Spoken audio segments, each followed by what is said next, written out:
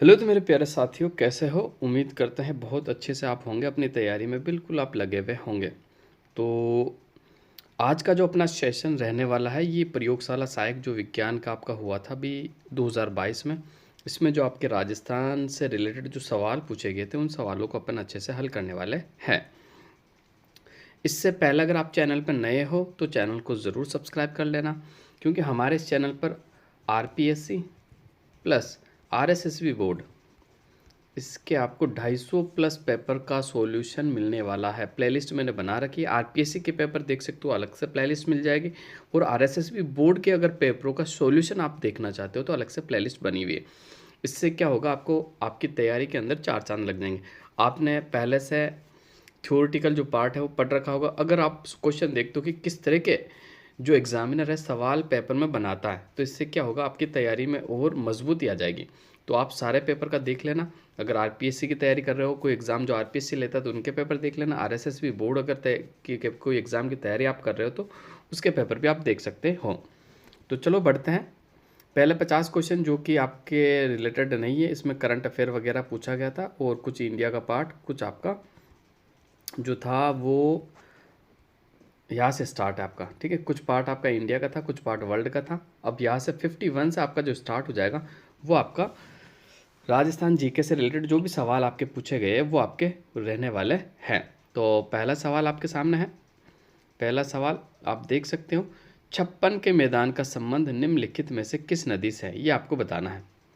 तो देखते हैं छप्पन के जो आपका मैदान है इसका संबंध कौन सी नदी से है।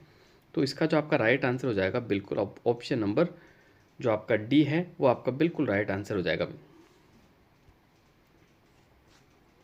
अब देखो, अगर मैं आपको छप्पन के मैदान के बारे में थोड़ा सा बताना चाहूँ कुछ अच्छे से विस्तार से, तो सबसे पहले छप्पन का मैदान जो हिस्सा है ये पूर्वी मैदान का है, पूर्वी मैदानी प्रदेश। ठीक है। दूसरा, राजस्थान को देखो चार भागों में बांटा गया है। तो राजस्थान के भौतिक प्रदेश कितने, चार है, उसमें से एक आपका पूर्वी मैदानी प्रदेश है। अब अगर मैं बात करता हूँ कि पूर्वी मैदानी प्रदेश जो है इसके अंदर आपके कौन कौन से ज़िले आते हैं, तो आपका भरतपुर ज़िला हो गया, अलवर ज़िला हो गया, धौलपुर ज़िला हो गया, ठीक है, करौली हो गया आपका, डीग हो गया आपका, गंगापुर सिटी हो गया आपका, ठीक है, सवाई माधोपुर हो गया आपका, सवाई माधोपुर के अलावा जयपुर हो गया आपका, ठीक है, दौसा हो गया, दौसा के बाद में बात करूँ टोंक हो गया आपका, टोंक के बाद में बात करूँ तो भीलवाड़ा हो गया, जयपुर ग्रामीण हो गया आपका, दूदू हो गया, कोटपुतली बहरोड हो गया और जयपुर शहर हो गया। तो ये जो ज़िले हैं, ये सारे ज़िले जो शामिल है, कहाँ शामिल है, तो आपको बिल्कुल याद रखना पूर्वी मैदानी प्रदेश के अंतर्गत शामिल है, यानी पूर्वी मैदानी प्रदेश में आपके ये ज़िले आते हैं। अब अगर मैं पूर्वी मैदान की बात कर लूँ तो देखो, पूर्वी मैदान जो है आपका, पूर्वी मैदान जो है इसमें संपूर्ण कितने क्षेत्रफल में फैला हुआ, तो आपको याद रखना संपूर्ण राजस्थान का 23.3% भाग पर आपका क्या फैला हुआ, पूर्वी मैदानी भाग फैला हुआ है। बिल्कुल आपको याद रखना है।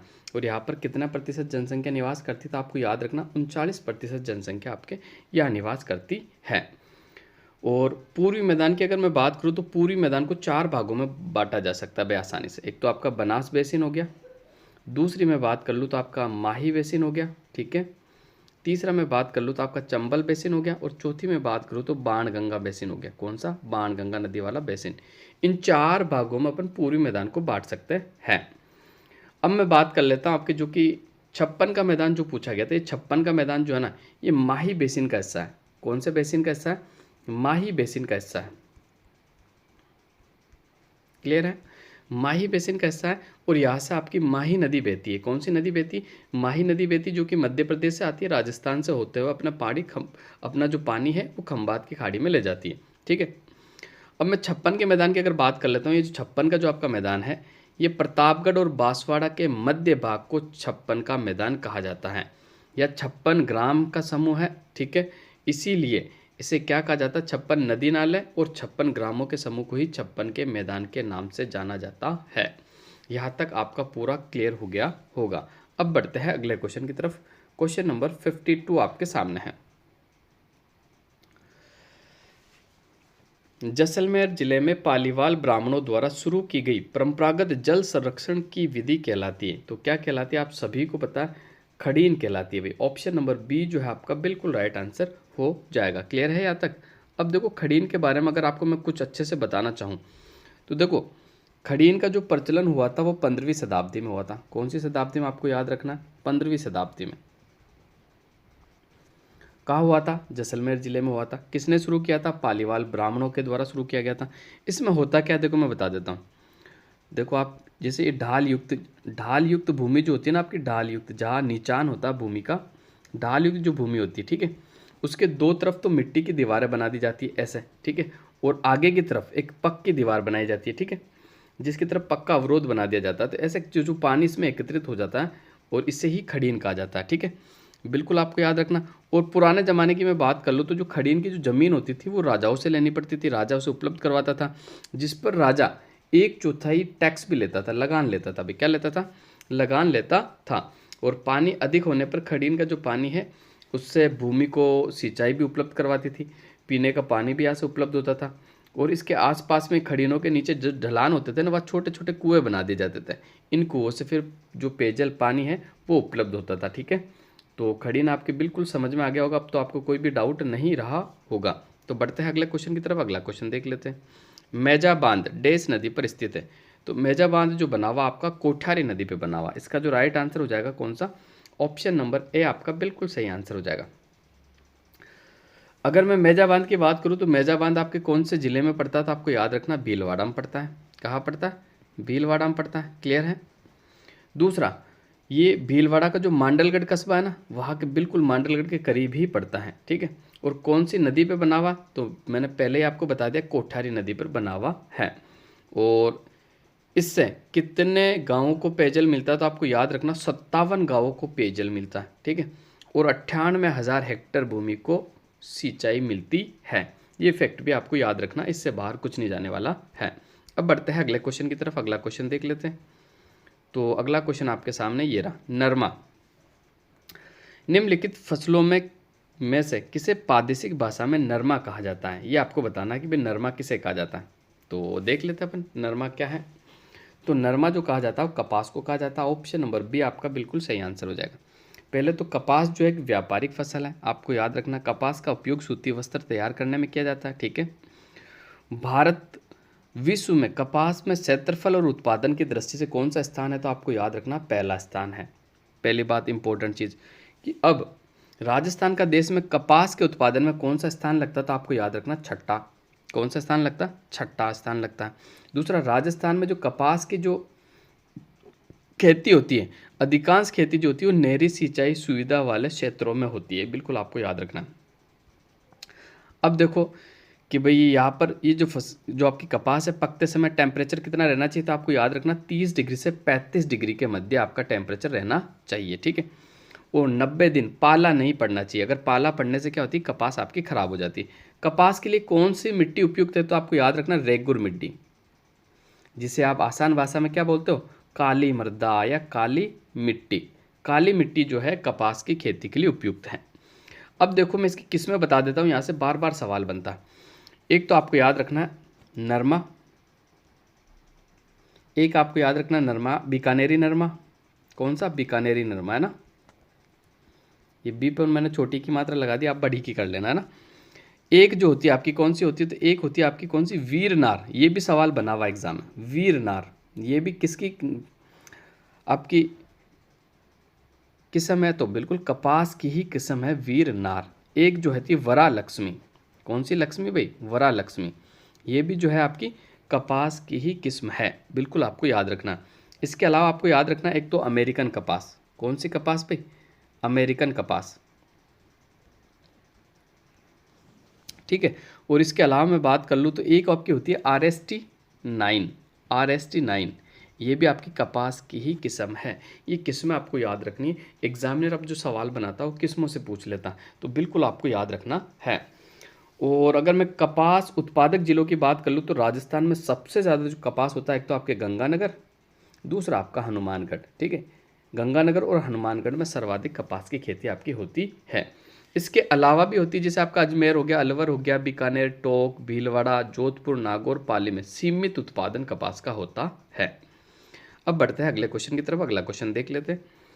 राजस्थान का कौन सा शहर बावड़ियों का शहर कहा जाता है?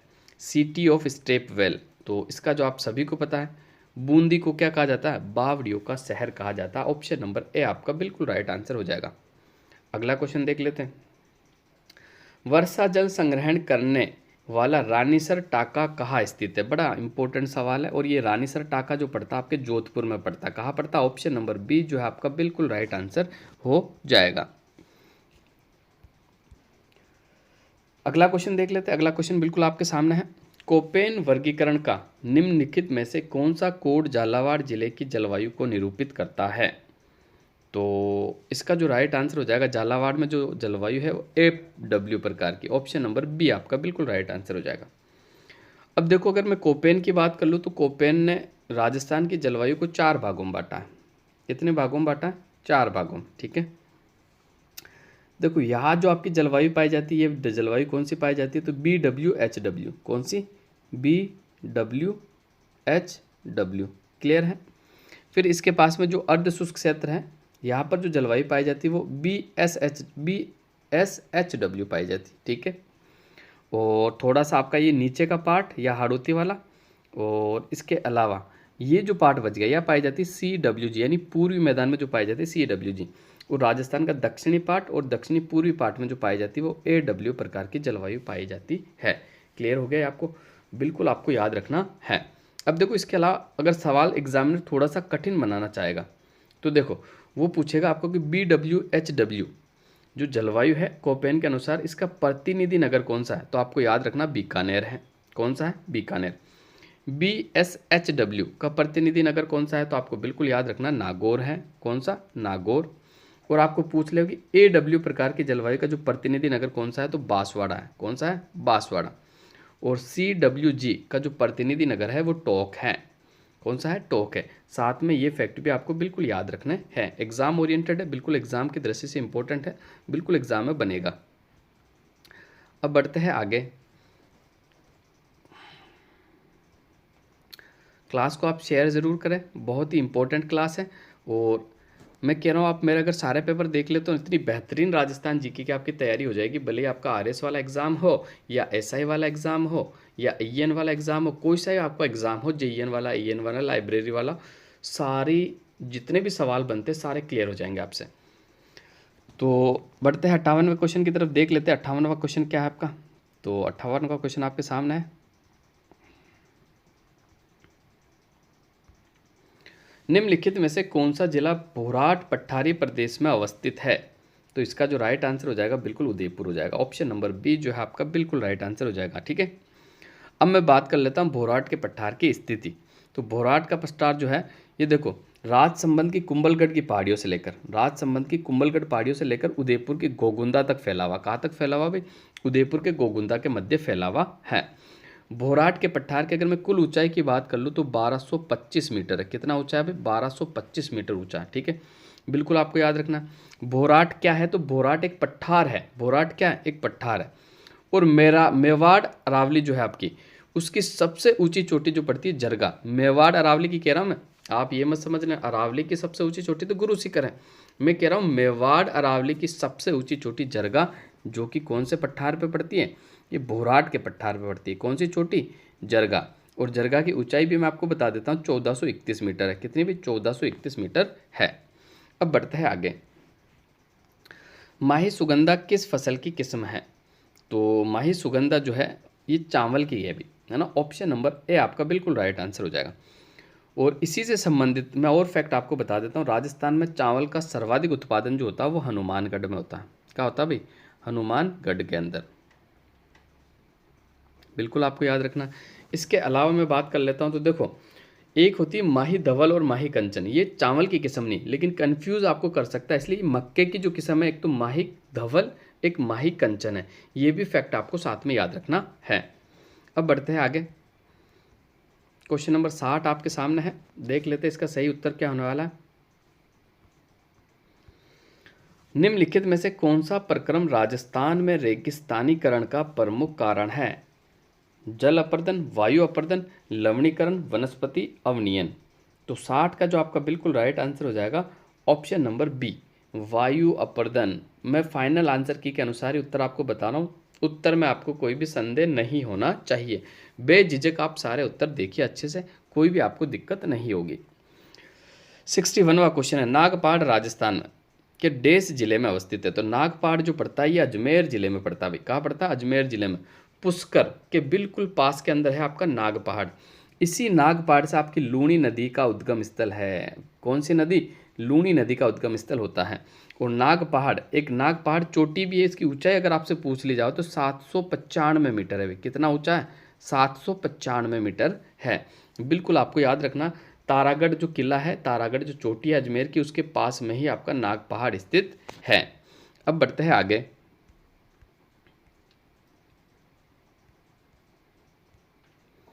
क्वेश्चन नंबर 62 आपके सामने है। अच्छा क्वेश्चन है, देख लेते हैं।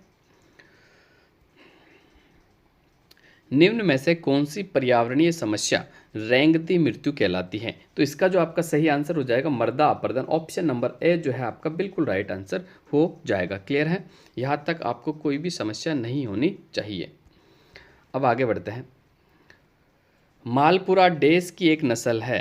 तो मालपुरा किसकी नस्ल आप सभी को पता होगा। बहुत आसान सवाल भी, इतना टफ सवाल नहीं है ये। तो मैं बात कर लेता हूँ। तो मालपुरा जो है आपकी भेड़ की नस्ल है। किसकी नस्ल है? भेड़ की नस्ल है। अब देखो, अगर भेड़ों के बारे में आपको अगर कुछ बताना चाहूँ मैं, तो भेड़ की एक नस्ल होती है आपकी जैसलमेरी। कौन सी हो जाएगी? जैसलमेरी। ये जैसलमेरी भेड़ कहाँ कहाँ पाई जाती है, ये इंपॉर्टेंट है। एक तो आपके जैसलमेर, एक आपका बाड़मेर, एक आपका जोधपुर हो गया। इसके अलावा मैं बात कर लेता हूँ नाली भेड़ की नस्ल। कौन सी? नाली भेड़ की नस्ल। ये भी भेड़ की नस्ल है। ये कहाँ पाई जाती थी? एक तो हनुमानगढ़, दूसरा आपका गंगानगर में पाई जाती है। एक तो हनुमानगढ़ में पाई जाती है, एक गंगानगर में पाई जाती है। एक आपकी है मगरा। कौन सी हो गई? मगरा। ये भी भेड़ की नस्ल है। ये मगरा भेड़ की नस्ल जो एक तो आपके बीकानेर में पाई जाती है, एक आपके नागौर में पाई जाती है, एक आपके जैसलमेर में, एक आपके बाड़मेर में पाई जाती है। क्लियर है? और एक भेड़ की नस्ल है आपकी मारवाड़ी। कौन सी है? मारवाड़ी। देखो, ये भेड़ की नस्ल जो है ना राजस्थान के सर्वाधिक जिलों में पाई जाती है। ठीक है, बिल्कुल आपको याद रखना। जोधपुर में भी पाई जाती है, जैसलमेर में भी पाई जाती है, पाली में भी पाई जाती है, जालौर में भी पाई जाती है, बाड़मेर में भी पाई जाती है, अजमेर में भी पाई जाती है और आपके सिरोही में भी पाई जाती है। ये 7 जिलों के अंदर पाई जाती है। वापस से बता देता हूँ, जोधपुर, जैसलमेर, पाली, जालौर, बाड़मेर, अजमेर और सिरोही के अंदर पाई जाती है। अब जो सवाल आपका पूछा गया था कि मालपुरा, कौन सी नस्ल भेड़ की? मालपुरा। ये राजस्थान में कहाँ पाई जाती है? तो ये जो राजस्थान में पाई जाती है, एक तो आपके टोंक, एक आपका सवाई माधोपुर हो गया और एक आपका जयपुर हो गया। 3 जिलों के अंदर पाई जाती है। सवाई माधोपुर, टोंक और जयपुर के अंदर पाई जाती है। एक आपकी सोनाड़ी, ये भी भैंस की नस्ल है, जिसे चनोथर भी कहा जाता है। अभी क्या कहा जाता है? चनोथर, सोनाड़ी। और ये जब चरती है तो इसके कान जो है ना वो ज़मीन को स्पर्श करते हैं। ये जो पाई जाती है कोटा, बूंदी, झालावाड़ और आपके उदयपुर के अंदर पाई जाती है। कहाँ पाई जाती है भाई? कोटा, बूंदी, झालावाड़ और उदयपुर के अंदर पाई जाती है। एक आपकी एक खेरी भेड़ की नस्ल, ये अभी बार बार लेटेस्ट चल रहा है। खेरी से रिलेटेड कई एग्जाम में सवाल पूछे गए हैं, तो वापस से रिपीट हो सकता है। मोस्ट आईएमपी ये ज़रूर याद करना, ज़बरदस्त क्वेश्चन खेरी का बनता है कि कौन से जिलों में पाई जाती है। तो जोधपुर, पाली और नागौर जिलों में, 3 जिलों में पाई जाती है, जोधपुर, पाली और नागौर के अंदर। एक आपकी है बागड़ी भेड़ की नस्ल। कौन सी? बागड़ी भेड़ की नस्ल। ये जो पाई जाती है आपके अलवर में पाई जाती है। कहाँ पाई जाती है? अलवर के अंदर पाई जाती है। क्लियर है? इसके बाद में बात कर लेता हूँ चोकला भेड़ की नस्ल, जिसे भारत की मेरिनो भी कहा जाता है। चोकला जो भेड़ की नस्ल है ना, ये भेड़ की नस्ल जो पाई जाती है चूरू, झुंझुनू, सीकर, जयपुर और नागौर के अंदर पाई जाती है। ठीक है, चूरू, झुंझुनू, सीकर, जयपुर, नागौर के अंदर पाई जाती है। एक भेड़ की नस्ल होती है आपकी पूगल। ये जो भेड़ की नस्ल है ना पूगल, ये पाई जाती है बीकानेर, जैसलमेर और नागौर के अंदर पाई जाती है। तो ये सारी भेड़ की नस्ल मैं आपको बता चुका हूँ और कौन से जिलों में पाई जाती है ये भी मैंने बता दिया। मोस्ट इंपॉर्टेंट है, नोट्स ज़रूर बनाना। एग्जाम ओरिएंटेड फैक्ट बताऊंगा, एक भी आपका क्वेश्चन जो है बाहर नहीं जाने देंगे, बस आपको मेहनत करनी है। अगला क्वेश्चन आपके सामने, राजस्थान के किस भाग में हाड़ौती का पठार स्थित है?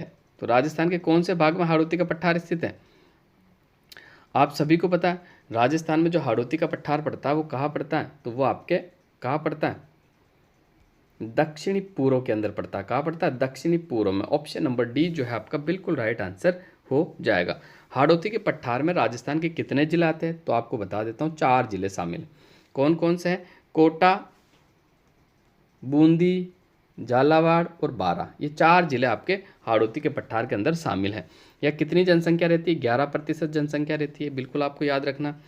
और पूरे राजस्थान का कितने क्षेत्रफल में फैला हुआ? तो 6.49% में आपका हाड़ौती का पठार फैला हुआ है। जलवायु की बात कर लूँ तो यह हाड़ौती के पठार की जो जलवायु वो अति आर्द्र जलवायु है। कैसी जलवायु है? अति आर्द्र जलवायु है, जो कि आपको याद रखनी। और हाड़ौती के पठार की जो सबसे ऊंची चोटी है वो है चांदमारी। कई जगह तो चांदमारी कहा जाता है, कई कई से चांदबाड़ी भी कहा जाता है। क्या कहा जाता है? चांदबाड़ी। इसकी जो ऊंचाई है वो 517 मीटर है। कितने मीटर है? 517 मीटर ऊंची है। ये फैक्ट याद रखना, जो कि इंपॉर्टेंट भी है। अब बढ़ते हैं अगले क्वेश्चन की तरफ। अगला क्वेश्चन देख लेते हैं। क्वेश्चन नंबर 65 आपके सामने है। देखते हैं इसका सही आंसर आपका क्या होने वाला है। राजस्थान में निम्न में से कौन सा सिंचाई स्रोत कुल सिंचित क्षेत्र में सर्वाधिक योगदान रखता है? तो 65 का आपका जो सही आंसर हो जाएगा बिल्कुल option number C.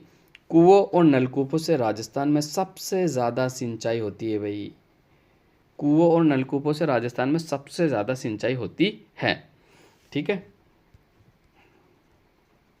Question number 66 की बात कर लेते हैं। थार्नवेट के वर्गीकरण के अनुसार निम्नलिखित में से किस जलवायु वर्ग में जैसलमेर अवस्थित है? तो 66 का आपका राइट आंसर हो जाएगा EAD, यानी ऑप्शन नंबर ए आपका बिल्कुल राइट आंसर हो जाएगा। अगला क्वेश्चन, राजस्थान में नर्मदा नहर की लंबाई किलोमीटर है, कितनी है? तो आपको बताना है। तो इसका जो सही आंसर हो जाएगा, राजस्थान में नर्मदा नहर की जो लंबाई है 74 वर्ग किलोमीटर है। कितनी? 74 किलोमीटर लंबी है। ठीक है, आगे बढ़ते हैं। गुरु शिखर निम्न में से किस पर्वत श्रृंखला की उच्चतम शिखर है? तो आप सभी को पता है गुरु शिखर अरावली का सबसे ऊंचा शिखर है। अरावली जो कि राजस्थान के अंदर कितनी लंबी है? 692 किलोमीटर लंबी है। ठीक है, राजस्थान में 550 है, ऑल ओवर 692 है। ठीक है, अब बढ़ते हैं अगले क्वेश्चनों की तरफ। अगला क्वेश्चन देख लेते हैं। राजस्थान राज्य पथ परिवहन निगम यानी RSRTC की स्थापना किस वर्ष की गई थी? तो बिल्कुल इसकी जो स्थापना की गई थी 1964 में की गई थी। कब की गई थी? 1964 में। कपूरडी खनन क्षेत्र राजस्थान में निम्नलिखित में से किस जिले में स्थित है? तो 70 का जो आपका राइट आंसर हो जाएगा